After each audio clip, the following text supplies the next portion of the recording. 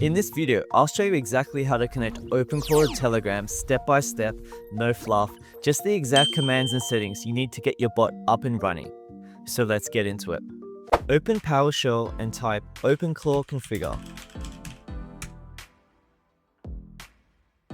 When asked where the gateway will run, select local. In the sections menu, arrow down and select channels. Next, choose configure/link. Select Telegram bot API. Hit enter Telegram bot token. Now leave this terminal window open. We need to go get that token from Telegram. Open Telegram and search for the verified BotFather account. Send the command /new bot. BotFather will ask you for a name. Type something simple like OpenClaw. Next, it needs a unique username, and this must end in bot. For example, I've just typed OpenClaw Telegram 111_bot. Once accepted, BotFather will generate a HTTP API token. Highlight and copy this exact string of text. Now go back into PowerShell and paste this token from BotFather and hit enter.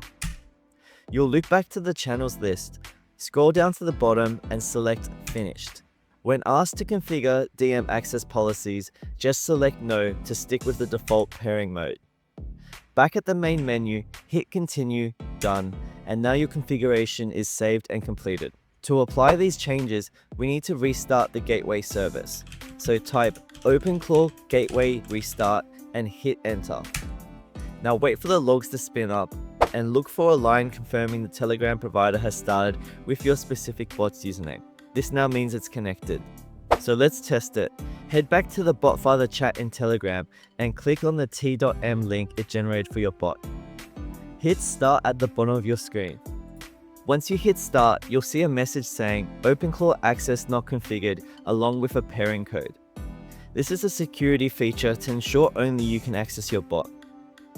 The bot gives you the exact command you need, so highlight and copy the line that starts with OpenClaw pairing approved. Now open a new PowerShell window and paste that command. Hit enter.